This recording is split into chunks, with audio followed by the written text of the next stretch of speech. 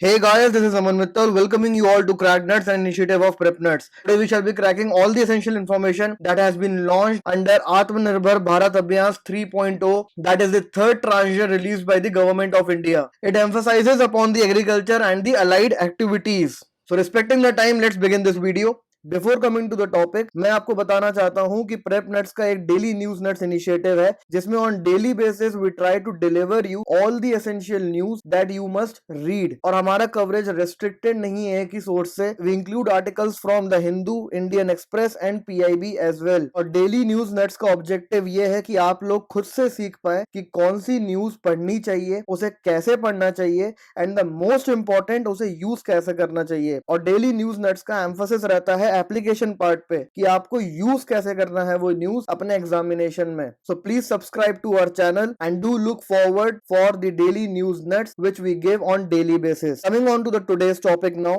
Prime minister ने 12th of May को ये अनाउंस किया था that the government has decided to pump in 20 lakh crore of rupees in the second fiscal stimulus package of India. जो पहला package था वो 1% ऑफ द जीडीपी के इक्विवेलेंट था और जो नेक्स्ट पैकेज आया है that is equivalent to the 10% of the India's GDP.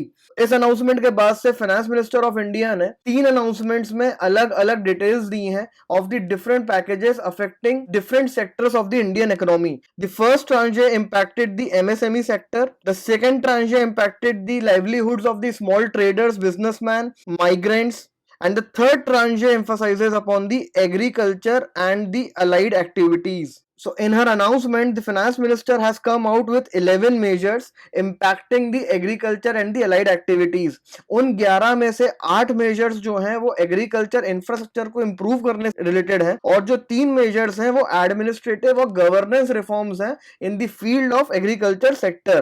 तो एग्रीकल्चर से रिलेटेड कुछ मेजर सेकेंड ट्रांचे में भी देखे गए थे, like 30,000 crore were plan to be given to the NABARD for extending the loans for Rabi post-harvest and Kharif expenses. And the second measure that was given was with respect to the Kisan Credit Card Scheme, जिसके under government further enrolments करेगी of about 2.5 crore farmers और उनको concessional credit provide करेगी। तो finance minister के third announcement में क्या details हैं with respect to the agriculture and allied activities वो हम स्टडी कर लेते हैं अब।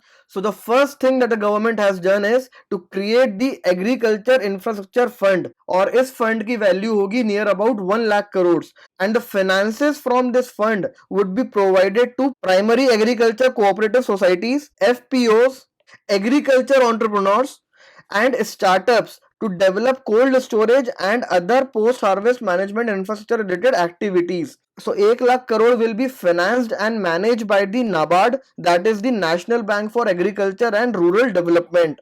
So the benefit of the package that can be easily read between the lines from here is कि नंबर 1 ये जो पोस्ट हार्वेस्ट लॉसेस होते हैं उनको कम कर देगा, ये फैसिलिटेट करेगा साइंटिफिक स्टोरेज फैसिलिटीज को, बिकॉज स्टार्टअप्स को फाइनेंसिंग में हेल्प होगी तो वो कोल्ड स्टोरेज डेवलप करेंगे और इससे एक बेटर स्टोरेज फैसिलिटीज इंडिया में डेवलप होंगी। And the final benefit would be the value addition into the agriculture produce, which eventually will benefit the farmers in form of extra remuneration. तो agriculture infrastructure fund एक comprehensive fund है जिसका major emphasis post harvest management से related है। Now let's move on to see the further announcements. 10,000 crore rupees की scheme निकाली गई है to formalise the micro food enterprises. So this is basically to promote the vision of vocal for local with global outreach और इसमें near about 2 lakh micro food enterprises को support provide होगा ताकि वो FSSAI, that is food safety and standards authority of India से certification ले सकें, अपनी ब्रांड बिल्ड कर सकें और उस ब्रांड के बेसिस पे मार्केटिंग अच्छी कर सकें। So this basically will help in branding and marketing of the local food products. और इस स्कीम में स्पेशल एम्फेसिस दिया गया है विमेन को और SC/ST ओन्ड यूनिट्स को, specially in the aspirational districts and in a cluster based approach. जैसे कि यूपी में मैंगो होते हैं, कर्नाटका में टोमेटो होते हैं, आंध्र प्रदेश में चिली होता है और महाराष्ट्र में ऑरेंज होते हैं। तो ये जो फूड प्रोडक्ट्स हैं ये रीजनल है नेचर में और अगर इनकी प्रॉपर मार्केटिंग और ब्रांडिंग होगी so they can become extremely popular in the global markets. So this is the objective of this 10,000 crore scheme to formalize the micro food enterprises. Then the next is with respect to the fisheries, and wherein a scheme that is Pradhan Mantri Matsya Sampada Yojana has been launched, and it aims for the integrated, sustainable, inclusive development of marine and inland fisheries. So this will give push to the blue revolution of India. India already stand करता है world में second number पे in the terms of fisheries production, but fisheries production से related India में जो कुछ दिक्कतें हैं they are with related to the market and branding. So the 20,000 crore rupees given in the form of the scheme that is Pradhan Mantri Matsya Sampada Yojana will definitely iron out such problems seen in the fisheries sector of India. अभी near about 60,000 crore का है और ये expect किया जा रहा है कि इस स्कीम से जो एक्सपोर्ट्स हैं इंडिया के फिशरी सेक्टर में वो नियर अबाउट 1 लाख करोड़ के हो जाएंगे और ये एम्प्लॉयमेंट प्रोवाइड करेगा in the next 5 years to near about 55 lakh persons. जो फोकस होगा स्कीम का वो एस्पिरेशनल डिस्ट्रिक्ट्स पे होगा, हिमालयन स्टेट्स में होगा, आइलैंड्स पे होगा और नॉर्थ ईस्ट रीजन में होगा। The next is with respect to the health of animals, that is national animal disease control programme, जिसमें इंश्योर किया जाएगा 100% vaccination of cattle, buffalo, sheep, goat, pig population for 2 basic diseases, that is foot and mouth disease FMD and brucellosis. तो ये 2 diseases के regarding 100% vaccination provide किया जाएगा। So this will ensure good health and hygiene of the animals and definitely will have positive cascading effects on the Indian economy. Now moving on further, the next scheme is with respect to the Animal Husbandry Infrastructure Development Fund, which has been given 15,000 crore rupees और इसका aim है private investment को support करना dairy processing में, value addition and cattle feed infrastructure में। तो private investment को support करके यहां से जो ऑब्जेक्टिव है basically that is to establish plants for export of niche products. Again ये एक्सपोर्ट ओरिएंटेड एक इनिशिएटिव है जो कि हेल्प करेगा इंडियन प्रोडक्ट्स को ग्लोबल मार्केट्स में प्रिवेल होने में। The next announcement is with respect to the herbal cultivation और जिसके लिए 4,000 करोड़ रुपए अलॉट किए गए हैं। तो national medicinal plants board that is the NMPB वो ऑलरेडी सपोर्ट करता है near about 2.25 lakh hectare area जो कि मेडिसिनल प्लांट्स के कल्टीवेशन के अंडर में है। तो 4,000 करोड़ रुपीस से ये एक्सपेक्ट किया जा रहा है कि 10 lakh hectare area will be covered now under the NMPB। तो ये 2.25 से इंक्रीज होके नियर अबाउट 10 लाख हेक्टेयर्स के आसपास करने का प्लानिंग है। And apart from this, there shall be development of corridor of medicinal plants along the banks of Ganga, जहाँ पे 800 हेक्टेयर एरिया को अलग से एक कॉरिडोर बेस्ड डेवलपमेंट में यूज किया जाएगा। The next announcement is top 2 total. Top stands for tomatoes, onion and potatoes. Government of India ने ऑपरेशन ग्रीन्स लॉन्च करा था in the union budget of 2018, जिसके थ्रू इन 3 कमोडिटीज को स्टेबलाइज करने की कोशिश करी गई थी with respect to price fluctuations, production and farmers remuneration. तो ऑपरेशन ग्रीन्स को third tranche of the fiscal stimulus package में एक्सटेंड करके ऑल फ्रूट्स एंड वेजिटेबल्स कर दिया है। Of tomatoes, onion and potatoes will be extended to all fruit and vegetables. तो इससे definitely farmers को एक बेटर रेम्यूनरेशन प्रोवाइड होगा और इंडिया में प्रॉपर सप्लाई होगी फ्रूट्स एंड वेजिटेबल्स की, which already has been witnessed in the past few years due to the enhanced consumption capacities of the people. तो लोग अब फ्रूट और वेजिटेबल्स की तरफ शिफ्ट कर रहे हैं धीरे धीरे and they are moving towards more nutritious and fibrous diet. तो ये इनिशिएटिव इंश्योर करेगा दोनों के interest, that is the interest of farmers as well as consumers. So these were all 8 measures that the government has taken to reform the agriculture sector. Now we shall see the 3 measures that the government has taken to reform the administrative and governance related areas in the agriculture sector.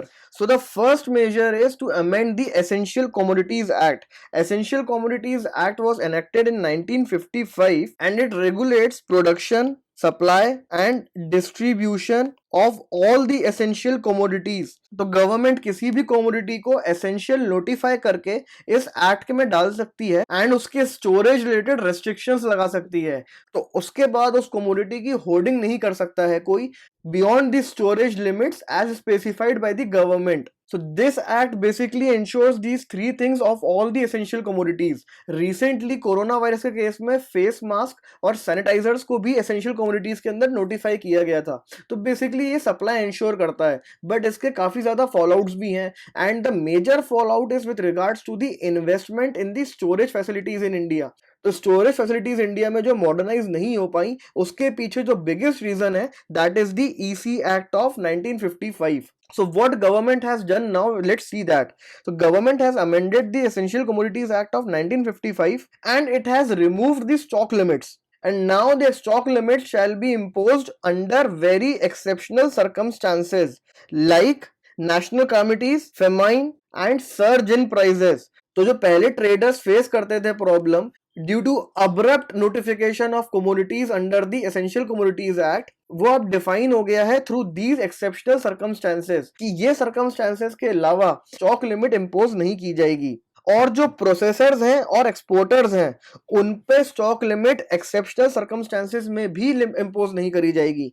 तो अब ये लोग अपनी storage facilities develop कर सकते हैं and the supply of essential commodities shall always be ensured to these two, that is processors and exporters. साथ ही में गवर्नमेंट ने on the permanent basis 6 commodities को डीरेगुलेट कर दिया है from the essential commodities act, और वो 6 प्रोडक्ट्स हैं cereals, edible oils, oil seeds, pulses, onions and potatoes. तो ये 6 कमोडिटीज को अब डीरेगुलेट कर दिया गया है and they won't face the restrictions imposed by the Essential Commodities Act of 1955. तो काफी सारे मेजर्स यहाँ पे लिए गए हैं और रैशनलाइज किया गया है एसेंशियल कमोडिटीज एक्ट को, क्योंकि उसका रिमूवल सोल्यूशन नहीं है, बिकॉज ऐसी सिचुएशंस अराइज होती हैं, situation that we are dealing at present. अगर इस सिचुएशन में फेस मास्क और सैनिटाइजर्स को एसेंशियल कमोडिटीज एक्ट में नहीं डाला होता तो उसके प्राइसेस एक्सपोनेंशियली इंक्रीज हो चुके होते। Then the second governance related measure is that the farmers will be given adequate choices to sell their produce at remunerative prices. Farmers को options मिलेंगे कि वो अपना प्रोड्यूस कहाँ बेचना चाहता है और किसको बेचना चाहता है। तो जो मंडी सिस्टम अभी तक चल रहा था हमारे देश में कि हर फार्मर को उसके पर्टिकुलर मंडी में जाके ही सेल करना होता था अपने आइटम्स को, वो चीज अब नहीं रहेगी, बिकॉज लॉकडाउन में मंडीज जो है वो बंद रही, तो वहां पे फार्मर्स ने काफी ज्यादा प्रॉब्लम फेस करी। And due to this the government has come out with this reform कि फार्मर्स को अब चॉइसेस अवेलेबल होंगी कि वो अपने प्रोड्यूस की सेलिंग कहाँ करना चाहते हैं। The second important major out here is with respect to the inter state trade, जो कि अब बैरियर फ्री होगा, अब कोई भी रेस्ट्रिक्शंस नहीं होंगे इंटर स्टेट ट्रेड में। एंड यहां से एक क्वेश्चन ये आता है कि क्या central government inter state trade पे लॉ ला सकती है? तो डेफिनेटली ला सकती है, बिकॉज इंटर स्टेट ट्रेड जो है वो यूनियन लिस्ट में मेजर्ड है, so it falls under the domain of the union government. तो ये आपको प्रीलिम्स पॉइंट ऑफ व्यू से पता होना चाहिए। Then there shall be a framework for e trading of agriculture produce. The third and the final governance related measure taken by the government is with respect to the formulation of a legal framework which shall allow contract farming in India. तो contract farming के regarding अभी तक India में कोई भी law नहीं था। एक draft model contract farming act था 2018 का, जो कि सेंट्रल गवर्नमेंट ने स्टेट्स को भेजा था अडॉप्शन के लिए। तो स्टेट्स ने अपने अपने हिसाब से उसको अडॉप्ट किया, कुछ ने नहीं करा। तो now the government is planning to itself formulate a law with respect to the contract farming. Contract farming में बेसिकली प्राइवेट कंपनीज और फार्मर्स के बीच में कोलैबोरेशन होगा। फार्मर इंडिविजुअल भी हो सकता है और कलेक्टिव भी हो सकता है। इंडिविजुअल फार्मर सिर्फ अपनी इंडिविजुअल लैंड भी यूज कर सकता है और लैंड पूलिंग भी हो सकती है, depending upon the agreement they get into with each other. तो एक प्रायर एग्रीमेंट साइन होगा between the private party and the farmer और फार्मर्स, जिसमें क्रॉप डिसाइड हो जाएगा, उसके रेट्स डिसाइड हो जाएंगे, इन्वेस्टमेंट डिसाइड हो जाएगा, इनपुट्स डिसाइड हो जाएंगे, और उसके बाद फार्मर सोइंग स्टार्ट करेगा and after the crop is ready उसको हार्वेस्ट करके वो प्राइवेट को सेल आउट कर देगा at the pre determined rate. So this contract farming will not only ensure a secured income for the farmers but will also bring technological revolution in the agriculture, because private parties involved हो रही हैं तो वो large scale पे investment करेंगी in the inputs. So this is beneficial for both of them, that is for the farmers and for the private organizations involved in the agriculture activities through such agreements. बस इसमें ये ensure करना जरूरी है कि जो agreement बना है वो inclined ना हो towards the private party, उसने फार्मर की राइट्स को सिक्योर किया हो, and it should be fair in terms. So a well-deliberated contract farming act will definitely help in risk mitigation for the farmers, assured returns, quality standardization, and as I said that it will enhance the production of the Indian agriculture because of technological interventions and good quality assured inputs of the agriculture. So this was the entire announcement made by the government of India in its third tranche of the fiscal stimulus package. under Atmanirbhar Bharat Abhiyan. And now we shall try to form an opinion of this announcement made by the government. So these were some of the steps that were pending for a long time. इनमें से कुछ Ashok Gulati commission ने भी recommend करे थे, Swaminathan commission ने भी recommend करे थे, तो ये काफी टाइम से पेंडिंग थे and they definitely will revolutionise the agriculture sector of India by providing much needed investment and support of the private sector. तो ये फार्मर्स को एम्पावर करेगा, एग्री फूड प्रोसेसिंग को स्ट्रेंथन करेगा एंड बेटर लिंकेजेस इंश्योर करेगा in the upstream and the downstream sectors of the agriculture. तो ये reforms investment लेके आएंगे फूड प्रोसेसिंग सेक्टर में, बिकॉज जो माइक्रो फूड एंटरप्राइजेस हैं उनको अच्छा बूस्ट मिला है to get the certification from the FSSAI, create a brand and market it. तो उससे फूड प्रोसेसिंग सेक्टर में इन्वेस्टमेंट आएगा, वैल्यू एडिशन इंडियन एग्रीकल्चर में जो अभी तक लैकिंग थी वो डेफिनेटली पुशअप होगी. वेस्टेजेस जो इंडियन एग्रीकल्चर सेक्टर का एक बहुत बड़ा ड्रॉबैक था वो सब्सटेंशियली रिड्यूस होगा, बिकॉज रिफॉर्म्स काफी फ्रंट्स पे काम करेंगे वेस्टेज को रिड्यूस करने का. भले वो एसेंशियल कमोडिटीज एक्ट 1955 को अमेंड करके हो, या वो माइक्रो फूड एंटरप्राइजेस को सपोर्ट करके हो, और या वो कॉन्ट्रैक्ट फार्मिंग के थ्रू हो. तो जो भी रिफॉर्म अडॉप्ट होगा उसका इम्पैक्ट वेस्टेज को रिड्यूस करना तो होगा ही होगा, ये जानना बहुत जरूरी है यहाँ पे. And the ultimate result of their reforms would be that they will help farmers to get better prices and will in a way achieve the objective of the government of India of doubling the farmers' income by 2022.